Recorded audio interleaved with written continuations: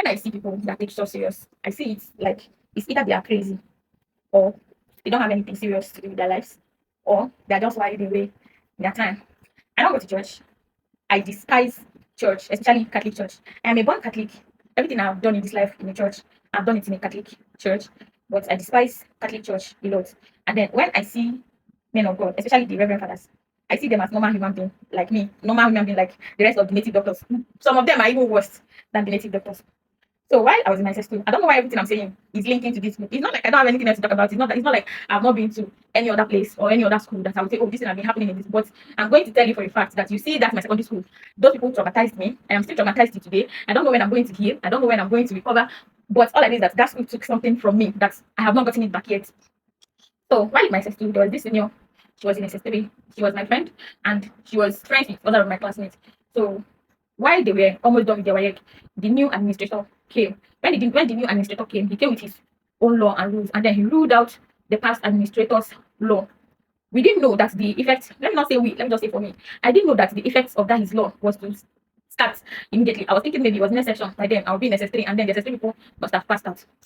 So only for this, my SS3 friend to invite us to her. She said she wanted to have a small get together with her friends before she goes out of the school. That was how we went for the party. She bought 3 cartons of Indomie and some bottles of soft drink. There was no alcohol in that building. There was no alcohol in that party. So it was not really a party, it was just a get together with like 8 of us and 9 of us. When we prepared that Indomie at the school kitchen and then we brought it into the hall, we just prayed for her. We had some jokes, some gifs, and then we drank the soft drink, Fanta and Coke that she brought, and everybody went to their hostel. Only for us to wake up in the morning, the admin called our name at the assembly ground and said that we have been expelled from the school. Me, I didn't budge because the thing was still sounding like funny to me.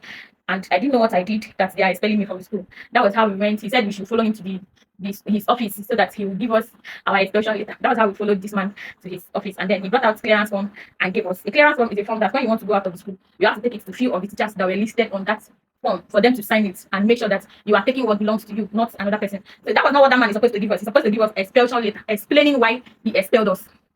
But he just gave us that clearance form. Me, self, as this school don't tire me because most of the non-academic staff that were frustrated, those frustrated and anyhow people that were living with us in that hostel, I was so tired of the whole thing. I've just made up my mind that if this man just hand me over this clearance form, I'm going to sign it and I'm going to leave.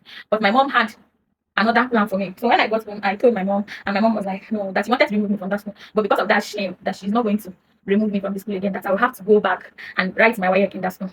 That was how me and my mom went to go and beg this man. That was when this man now started telling my mom that we went for a court party, we drank blood there, and then that is the person that saw us that told him that we drank blood in that hole.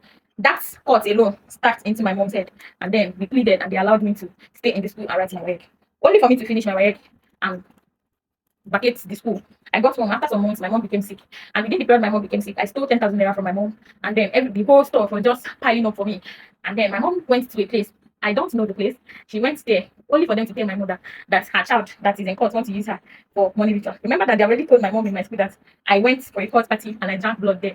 Immediately my mom came home. My mom did not even bother to ask me questions. She just summoned me and I appeared and she said, why do I want to kill her? And I'm like, no, why should I kill you? I don't have any reason to kill you. That was when these people gave me the beating of my life. My dad, my elder brother, my immediate elder sister, these people joined hand and gave me the beating of my life. If they say beating the key person, I'm a very stubborn person. Don't look at my face. I am a handful. I am a bucket full in short. I am very, very stubborn. When you are dealing with me, you have to come out in your full regalia. Else, you won't get that which you are looking for. These people so dealt with me. They're asking me that I should confess. And I have nothing to confess because I've never been to a court party before. I don't even know how court people look like. I only went for a get together that I drank Coke and Fanta. Maybe they drank blood when I must have left the event. That's just how these people were waiting for me to confess until they made up their mind to take my mom to the hospital. They took her to the hospital and we found out that her kidney was failing her. Last, the kidney failed her and she died. That alone stuck in my mom's head that her child that is in court wanted to use her for money ritual. This thing lingered though till they carried me and my dad to Oknere's place to go and swear that if I ever have a hand in whatever that killed my mom, that I should die. This is 7 years, I'll be 6 years now, and I'm still living. That is to show that I don't have any hand in whatever that killed my mom. In all these things that is happening, where am I blaming the church? Because the administrator is a reverend father. And how on earth did he believe that such events of taking blood and taking oath will happen in that hall where there is sacristy and there is a grotto behind the sacristy? And he believed that such thing happened there and those things there could not react to us because we are meant to believe that once they are doing evil, the Holy Communion, the blessed sacraments, they will react to you and they will do you a whole lot of things. If a Catholic priest did not believe in that, when you campus,